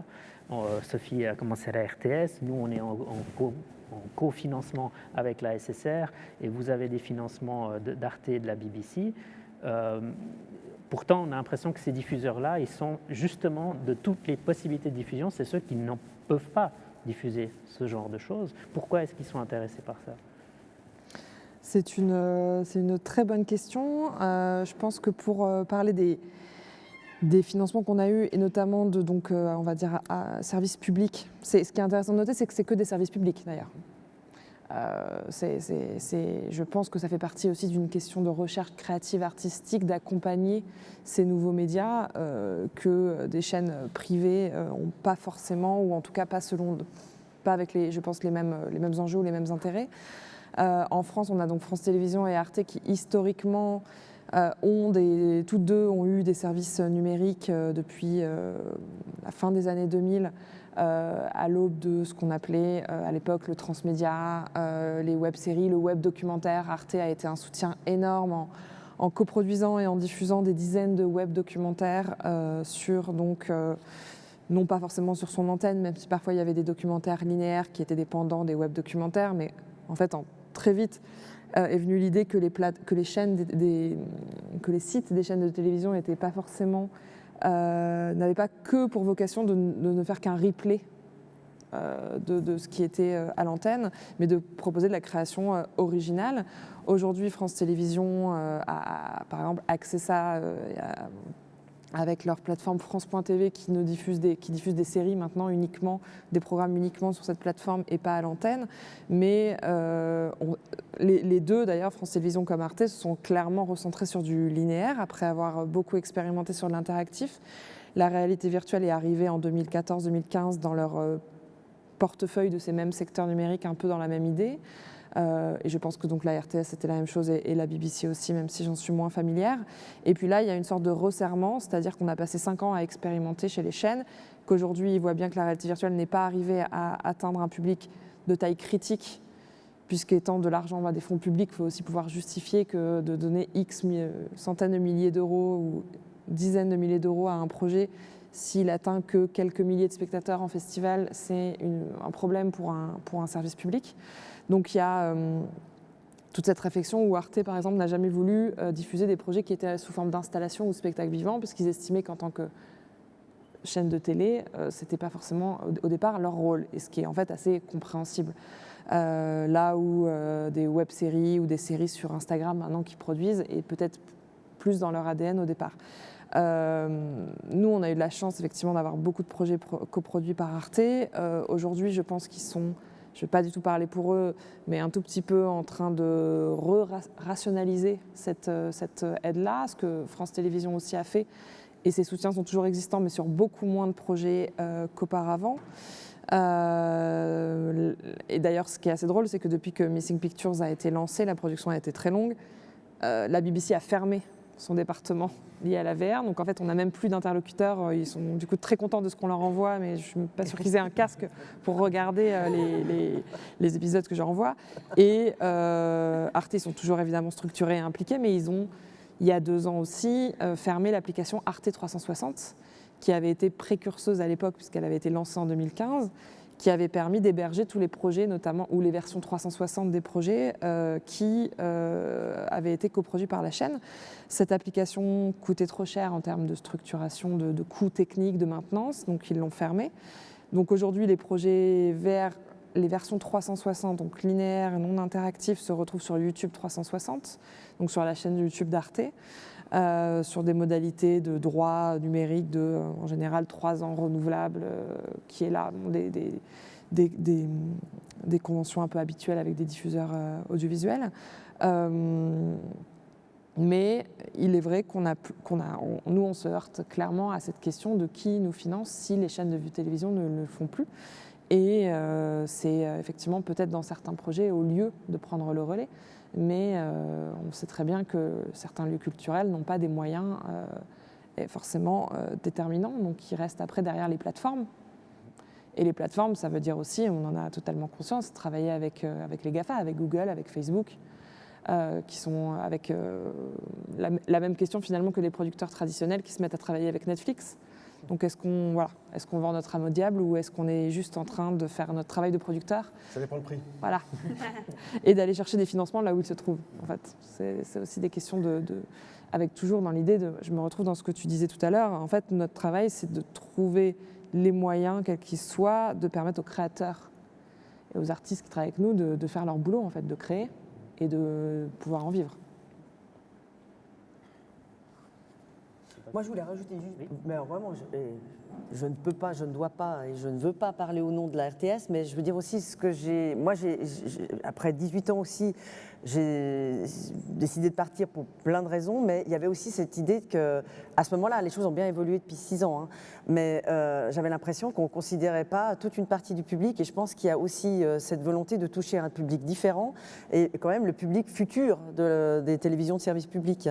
Donc c'est complètement dans un autre débat, hein, mais je veux dire, c'est aussi important qu'il soit vraiment au fait de ce qui se passe, au fait des tendances, et puis de participer, de par justement cette mission de service public, de participer au fait, à la non-extinction des arts à venir ou des productions à venir, en fait. Je trouve qu'en termes de public, c'est aussi important. C'est une des missions pour moi du service public, c'est d'être au fait, d'être en éveil sur les choses qui se passent. Et puis voilà, parce que très souvent sur ces médias dits historiques, on a toujours peur qu'ils meurent avec leur public, quoi. Donc il faut renouveler ce public-là. Voilà. C'est vrai que c'est un vrai problème, parce qu'on est dans un nouveau secteur, un nouveau domaine, et soit on le soutient en prenant de l'argent des soutiens d'anciens domaines, ça veut dire on va prendre de l'argent de l'opéra, du cinéma, de je ne sais pas qui, pour dire voilà, mais ça veut dire qu'on réduit ou on tue d'autres anciens domaines, ou on élargit le gâteau et on dit il faut aussi, ça mérite d'être soutenu, et on est dans une période quand même où entre les budgets publics, le temps n'est pas trop à l'extension des fonds culturels, pour être poli. Les télévisions publiques, tous ont pas mal de soucis quand même, que ce soit France Télévisions, où effectivement on tape aussi quand même pas mal sur leur budget, la BBC aussi pour un des grands diffuseurs européens, la RTS ou la CRSRG a le même type de problème, encore des menaces encore plus grandes pour des raisons politiques. Donc c'est vrai qu'on est dans une vraie problématique d'un secteur qui est super intéressant, qui est nouveau, qui est créatif, qui va un peu pour l'instant dans tous les sens parce qu'on est dans la recherche et en plus c'est un secteur qui intuitivement va dans tous les sens. Et en même temps, si on veut créer des nouvelles lignes de fonds, de soutien, de nouvelles manières, ce ne sera pas le marché parce que là, eux, ils ont la chance d'être vraiment probablement un des leaders européens du domaine. Donc c'est sûr qu'ils arrivent à attirer des Google, des Amazon, ce que vous voulez. Des gens là, des GAFA, parce qu'ils ont un niveau technique, un niveau de compétence et un niveau de rendu qui est ce qu'ils cherchent. Mais il ne faut pas se leurrer. En Suisse, vu la taille de notre pays, vu le nombre d'écoles qu'il y a, en l'occurrence pas, vu l'expérience, vu tout ça, à part des talents bien précis qui pourront aller travailler chez eux ou qui pourront intéresser, mais après, quasiment forcément, ils devront partir sur des gros projets, ils devront partir de Suisse probablement. Et on le voit d'ailleurs dans les quelques-uns qui ont été actifs ici. Beaucoup ont ouvert des succursales ou des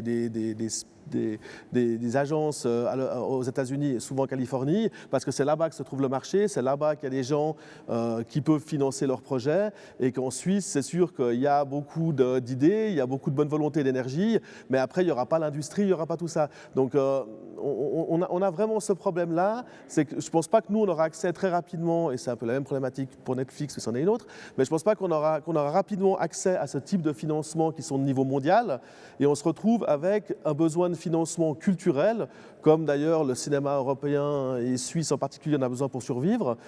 Et pour l'instant, on a du mal vu les rythmes de décision des institutions, vu le rythme de décision de tout le monde, et le rythme de l'évolution de ce domaine, et ça ne matche pas trop, c'est un domaine qui va très vite, que les gens ont besoin, tu as essayé par exemple, tu as essayé d'en vivre, et c'est vrai que ce n'est pas pour rien qu'on voit que 2 tiers des sociétés qui ont eu le soutien Cinéforum, ou qui ont eu le soutien Cinéforum, viennent de l'audiovisuel, parce qu'en fait, probablement, ils ont leur cœur de vie, comme nous, dans l'audiovisuel classique, ça veut dire ils font des films, des séries, ce genre de choses, et qu'après, ils font 1 ou 2 œuvres VR, mais ils ont la structure qui existe, qui leur permet de financer ces œuvres VR, en tout cas, de ne pas avoir besoin de prendre des frais producteurs ou des frais pour vivre, juste et qui peuvent mettre tout l'argent dans le créatif. Que toi, tu pouvais faire, si tu fais que ça, c'est pas possible au démarrage. Tu dois vivre, tu dois manger. Et on voit bien que c'est pas pour rien. C'est comme quand on fait du court-métrage, souvent, c'est un domaine où, surtout en fiction, où on le fait par passion, par envie, pour plein de raisons, mais pas pour des raisons économiques.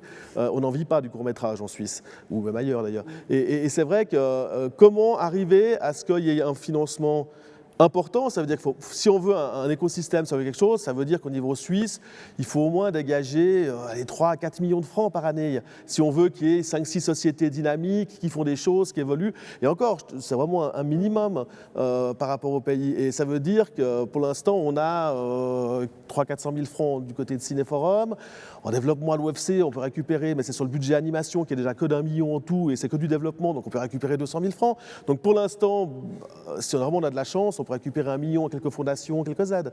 Donc on est à un tiers, un quart de ce qu'il faudrait pour commencer à avoir un début d'écosystème un peu braque-ballant, mais qui existe. Et de là à arriver à ce qu'ils font, il y a encore du chemin, quoi. Alors, peut-être avant de s'approfondir dans cette discussion-là, encore juste une question sur la diffusion. Au fond, est-ce que la seule manière qu'on aurait en tant que petit marché, petit pays, d'exister sans, en guillemets, vendre notre âme aux plateformes, ce serait d'investir dans les lieux, dans la diffusion par lieu? Est-ce que vous, dans votre expérience, c'est un modèle qui fonctionne? Vous avez parlé du centre Phi qui a cette success story avec beaucoup d'entrées sur une exposition. Est-ce que c'est vraiment un modèle qu'on pourrait s'approprier ou est-ce que c'est le jour où la NASA en Suisse? C'est ça, c'est un projet, c'est un exemple qui est une exception, qui confirme en fait une règle que jusqu'ici toutes les expositions qu'avait fait au Centre Phi, elles n'étaient pas rentables et que nous toutes les œuvres, toutes les expériences qu'on a fait en lieu physique ne sont pas rentables. Les festivals ne sont pas rentables, parce que même si on a un festival qui nous invite, qui nous accueille, et Dieu sait qu'ici on est très bien accueillis au GIF, voire même nous donne un petit screening fee, donc des droits de diffusion pour notre œuvre. Là, et depuis le Covid, ça s'est encore accentué. On a des plateformes en ligne, donc il faut montrer ses œuvres en ligne et il faut donner des formats spécifiques. Donc en fait, derrière, moi j'ai mes développeurs qui doivent sortir une version pour Tribeca, une version pour XR3, la plateforme spécifique, qui refusent des projets sur Quest alors que nos projets sont sur Quest. Donc il faut faire et tout un suivi de formats, d'assets, de machin, qui fait qu'en fait les festivals ne sont pas rentables. Mais en cinéma et en audiovisuel, c'est pareil. Et nous, on a la chance d'avoir une équipe dédiée en distribution, qui s'occupe des festivals. Mais sinon, toutes les boîtes dans lesquelles j'ai travaillé avant, toutes les boîtes audiovisuelles ou numériques que je connais, l'inscription au festival, la gestion du festival, c'est toujours le ou la stagiaire. Et c'est bien une raison qui est que le festival est un élément très très important de la chaîne, de faire découvrir de la visibilité de votre œuvre vers le public, mais qui est en fait pour les producteurs un maillon pas du tout rentable et voire même très très prenant en termes de ressources et de temps et donc d'argent, puisque la vraie richesse d'un producteur c'est son temps. Et à côté, on a des lieux plus culturels et tout ça, et où alors, moi c'est ce que je disais, c'est qu'on a décidé de nous faire des œuvres qui sont plutôt accessibles à la fois n'importe où, mais aussi en fait en ligne. Donc on n'est pas spécialisé du coup sur les lieux, mais ça explique aussi la raison pour laquelle on ne l'a pas fait, c'est que pour l'instant, il n'y a pas de rentabilité possible à cause de cette jauge et du coût de ce que représente la VR pour un lieu en termes de personnel et de ressources humaines et techniques. Je ne sais pas si... Peut-être qu'il y a des gens pour comprendre. Peut-être justement pour avoir votre avis, finalement ce modèle-là d'un art qui est très coûteux, qui peut être diffusé qu'à peu de personnes et puis qui n'a aucune chance de rentabilité, en fait ça existe déjà, c'est le théâtre. Plutôt qu'essayer de désespérément trouver cette rentabilité qui peut-être va toujours nous échapper, est-ce qu'on ne devrait pas justement s'inspirer du théâtre et des arts de la scène pour développer une autre économie? Je trouvais intéressant justement, peut-être vous pouvez parler un petit peu de votre diffusion. Oui, notre diffusion pour l'instant, surtout on a fonctionné avec une création dans un lieu subventionné, un lieu de l'État, on va dire, un théâtre, le théâtre du TLH à Sierre. Et du coup, oui, comme tu dis, de toute façon, c'est jamais rentable dans le théâtre depuis déjà des années, enfin je dis dans le public, ce qui nous permet de créer ce genre de choses et puis d'avoir peu de gens. Après, en tant que créateur, et même de jouer dedans, c'est hyper frustrant de ne pouvoir le faire que pour 9 personnes et qu'il y ait très peu de gens. Donc on réfléchit à effectivement comment on peut l'amener pour plus de gens. Et puis la diffusion, c'est compliqué parce qu'on est à Sierre. Pour les gens de Genève, aller à Sierre, c'est faire le trek des Alpes. Surtout en ce moment en plus. Donc c'est vraiment compliqué la diffusion pour l'instant. On espère, on a des gens qui vont venir nous voir, mais qui vont du coup programmer pour dans une année ou 2 ans ces choses-là. Donc pour nous, c'est aussi quelque chose de compliqué en ce moment. On réfléchit à comment est-ce qu'on ne pourrait pas plutôt amener les acteurs directement dans la maison des gens, si les gens ont un casque sur la tête et puis les comédiens, ce qu'a fait Gilles Jobin avec les danseurs. Mais c'est une vraie question, ouais. C'est encore un vrai problème. Je voulais juste conclure peut-être, si tu veux passer à autre chose, mais par rapport au lieu, pour moi, il y a aussi, de nouveau, c'est un peu je prends un peu de biais, la question du lieu. C'est que pour moi, un lieu est aussi très important pour ses effets collatéraux qui seraient positifs, qui seraient de faire connaître la VR. Parce que aussi, il faut développer les mentalités autour de ça. Je veux dire, le théâtre, ok, il n'est pas rentable, mais tout le monde connaît le théâtre, tout le monde est allé au théâtre, tout le monde sait. Et puis, au niveau des institutions, les gens qui prennent les décisions, ils savent ce que c'est que le théâtre, ils ne savent pas ce que c'est que la création numérique. Donc, je pense qu'investir dans un lieu, c'est avoir des effets collatéraux positifs par la suite. Voilà. Même si le lieu en lui-même n'est pas rentable sur le moment. Mais... De toute façon, l'art suisse, il n'y a pas grand-chose de rentable. Hein. Le cinéma, le théâtre, je ne crois pas qu'il y ait grand-chose de rentable en Suisse. Donc, pour le cas de la Suisse, hein. Le problème de la rentabilité, il ne se pose pas tant que ça, en fait. Dans la réalité, c'est surtout quelle est la volonté publique d'exposer ses œuvres, de faire vivre d'aider ses créateurs et de montrer en Suisse une représentation du monde qui est celle de 2020 ou 2021, en tout cas avec les outils de 2021.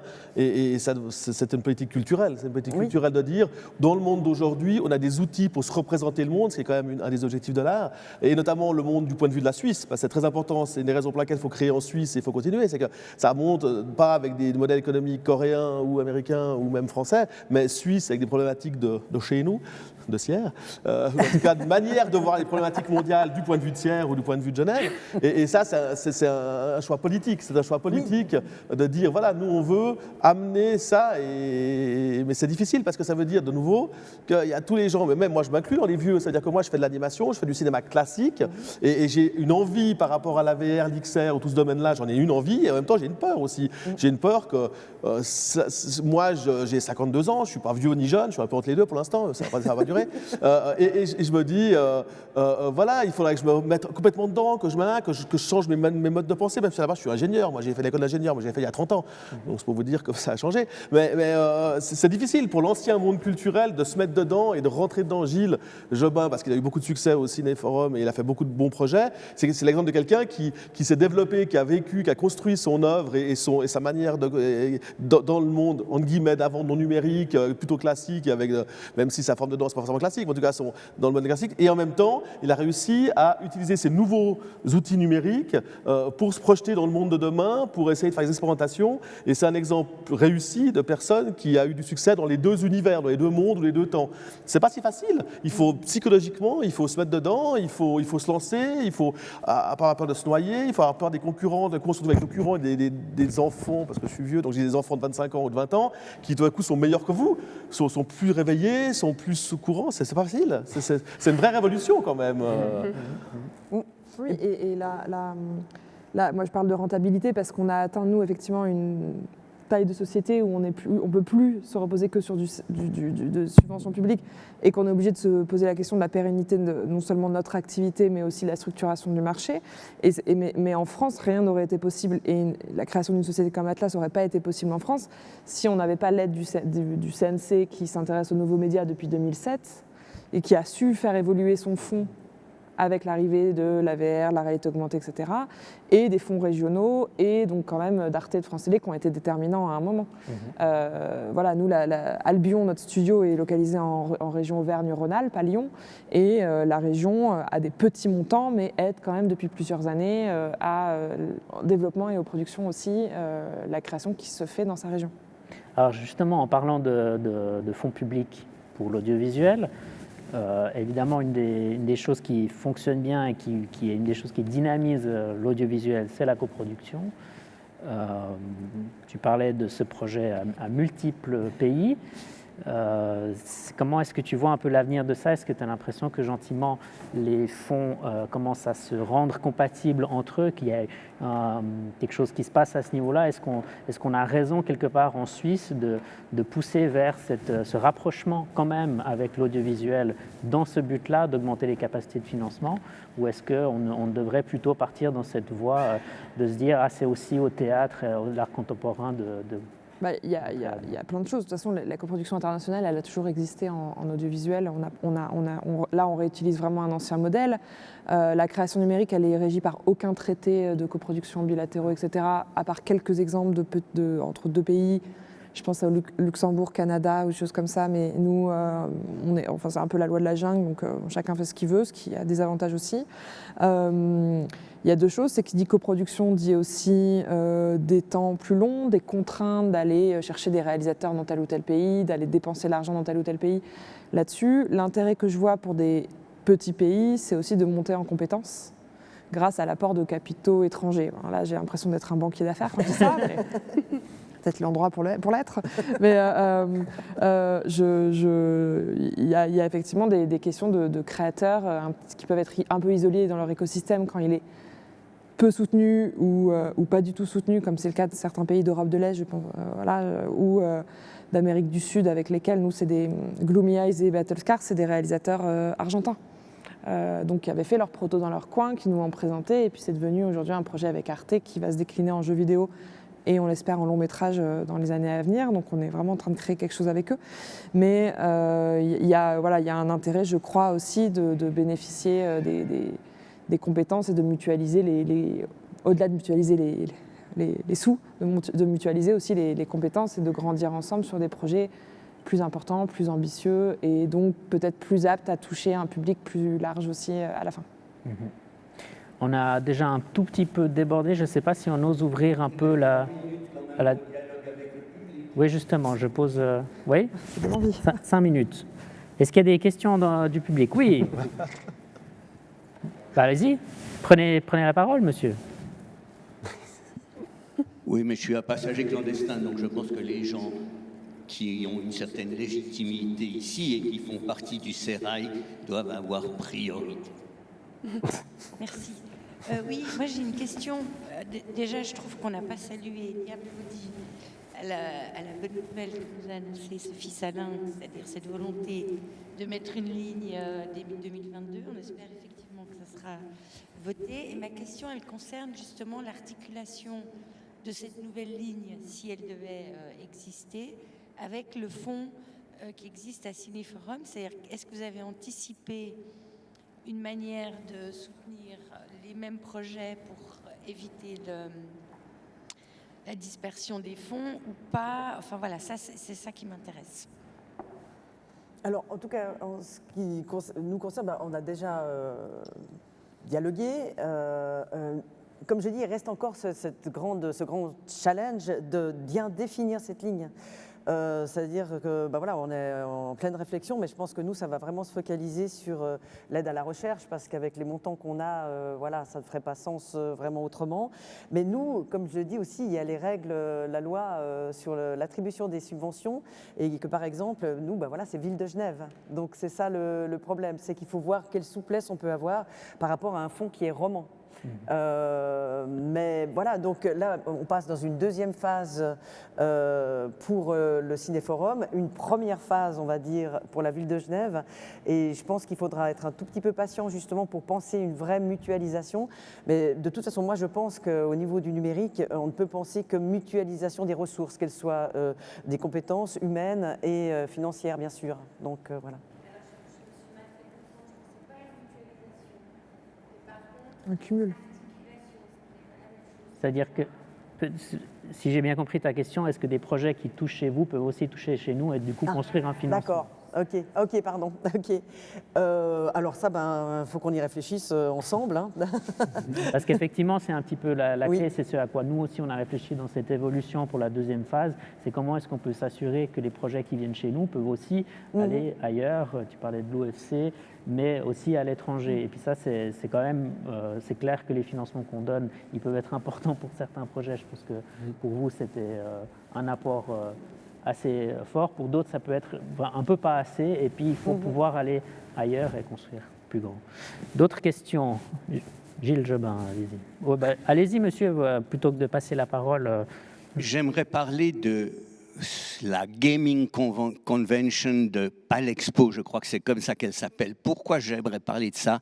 C'est que si je suis ici aujourd'hui, c'est que l'autre soir, à la nuit du numérique, je m'étais un peu étonné auprès de l'orateur de Cinéforum de l'homogénéité du podium. C'est-à-dire qu'il n'y avait que l'officialité étatique ou para-étatique. Et il m'a dit « Ah, mais alors il faut à tout prix que vous veniez vendredi à 14h, parce que là, toutes les couleurs de l'arc-en-ciel, toutes les voix de l'univers seront présentes. » Alors, ce n'est pas vraiment l'impression que j'ai eue, parce que même s'il est vrai qu'il n'y a que 3 sur 7 orateurs qui sont de l'officialité déclarée, même sans ironiser sur le fait que vous avez parlé entre vous dans un entre-soi caricatural, mais je veux dire, vous appartenez à un écosystème qui, à l'évidence, est extrêmement, c'est un tissu serré. Il y a les sponsors et puis il y a leurs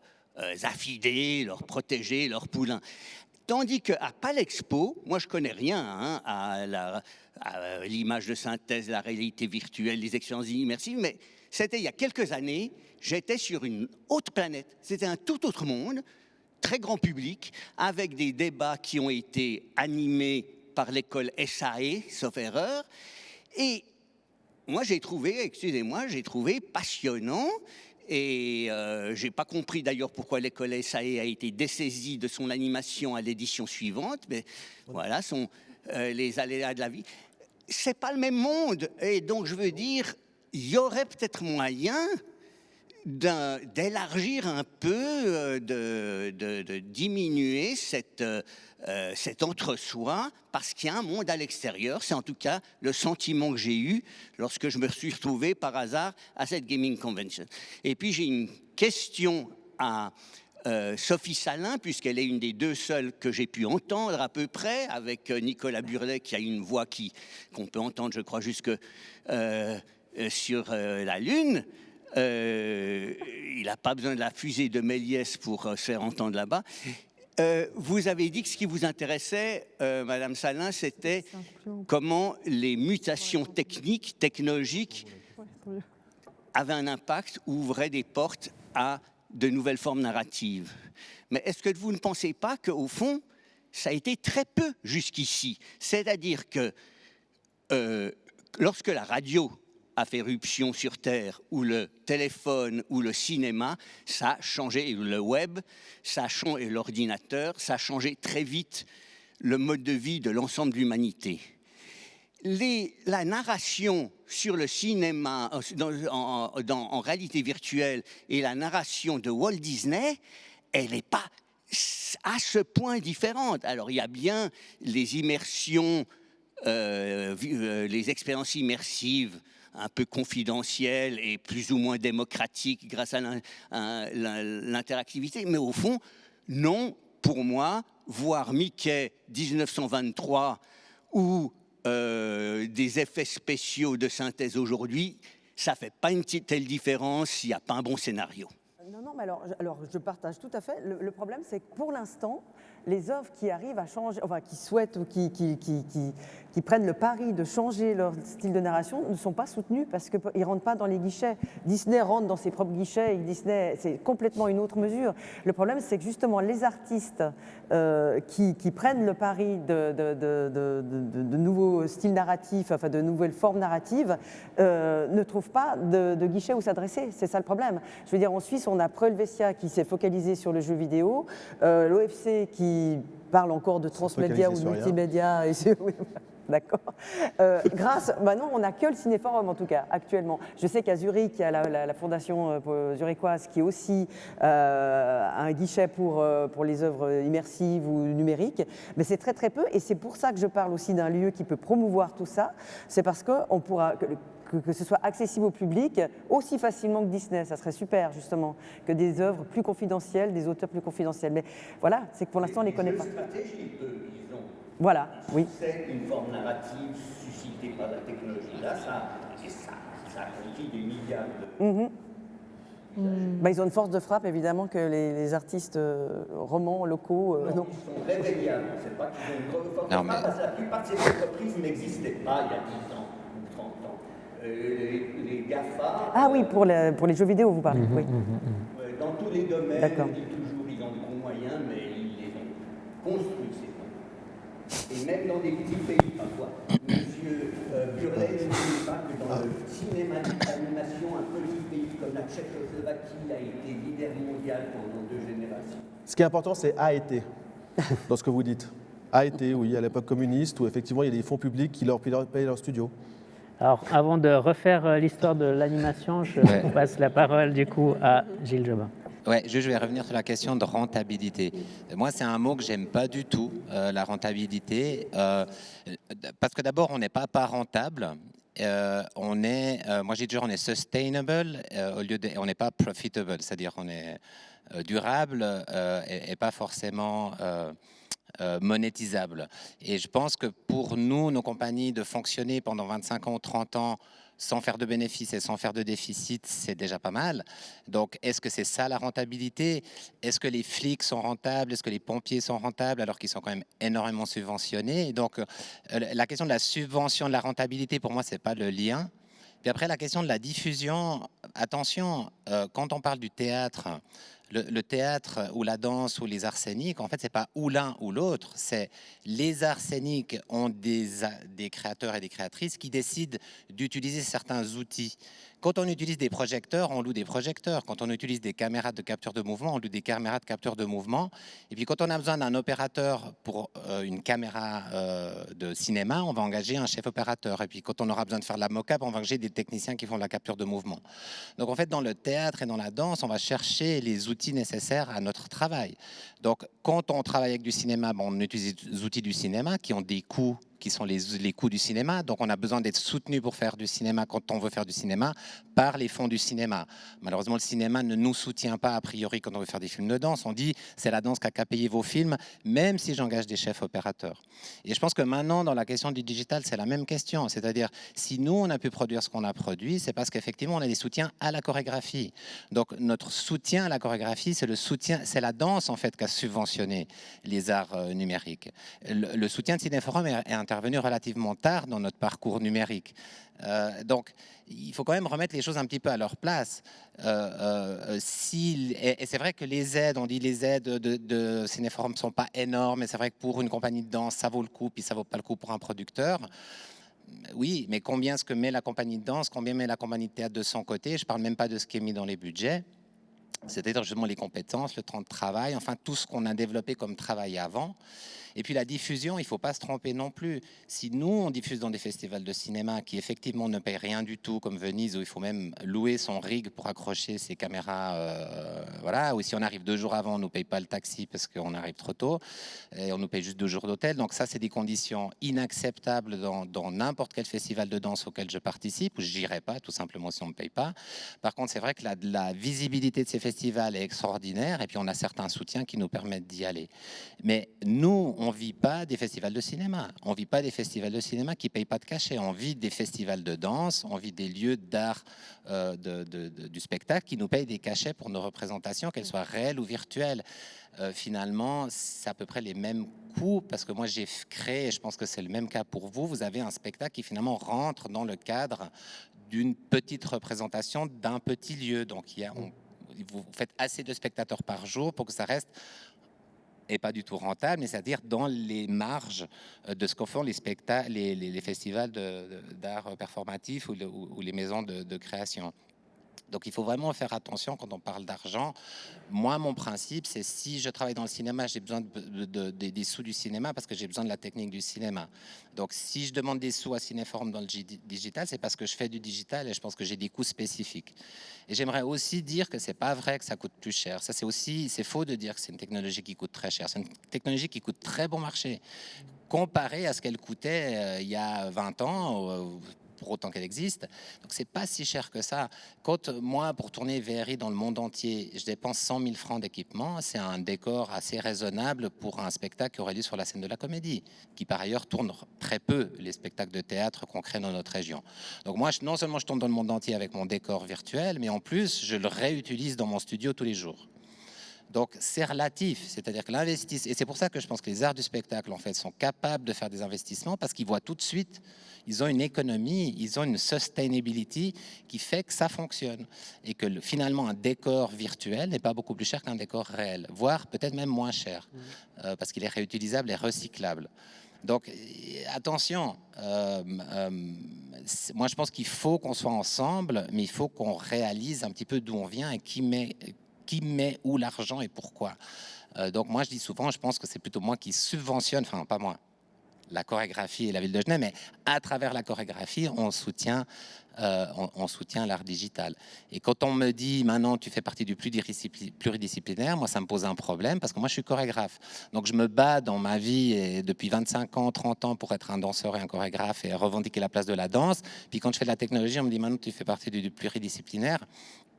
Moi, je trouve que c'est dangereux pour la chorégraphie, par exemple. Donc, attention, parce que les institutions parfois font l'erreur d'utiliser des cases et de nous déplacer d'une case à l'autre, et surtout de nous dire ce qu'on n'est pas. C'est-à-dire, quand je suis à Venise ou à Sundance, on me dit oui, mais en fait, finalement, ce que tu fais, c'est du spectacle vivant, c'est-à-dire sous-entendu, pourquoi le cinéma te financerait? Moi, on se poserait la question plutôt de comment ça se fait que des festivals de cinéma commencent à programmer des spectacles vivants. digitaux qui viennent de chorégraphes. Et donc, moi, je pense que c'est ça la question que les institutions doivent se poser. Pas de savoir si je suis légitime dans un festival de cinéma et si le cinéma doit me soutenir pour y aller, mais plutôt de se dire, tiens, c'est bizarre, les festivals de cinéma comme Venise et Sundance, nous ont invité 4 fois Gilles Jobin avec 3 pièces différentes en 4 ans. Ça, je pense que c'est une question qu'il faut se poser. Moi, ça me surprend, parce que je suis chorégraphe, j'ai rien à y faire à Venise, donc je suis toujours un peu étonné d'y être. Mais je pense que pour vous, c'est ça la question que vous devriez vous poser. Mais on a tendance à créer des cases et à disqualifier, en fait.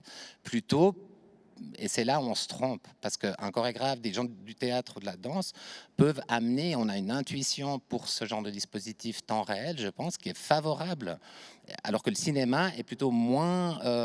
c'est le contraire, le cinéma, c'est le contraire du temps réel, c'est l'anti-temps réel. Donc, on amène des choses comme... je pense que c'est ça qu'on doit créer. Le lieu qui doit être créé, c'est un lieu qui doit être suffisamment ouvert, et pas un lieu équipé technologiquement, mais un lieu où on peut monter facilement des choses technologiques dedans. Bien, je crois qu'on arrive aux ultimes limites de notre temps sur cette discussion. Donc on va arrêter de la faire publiquement, en tout cas, et je vous propose de continuer de manière informelle. Merci beaucoup à tous nos invités d'avoir été là.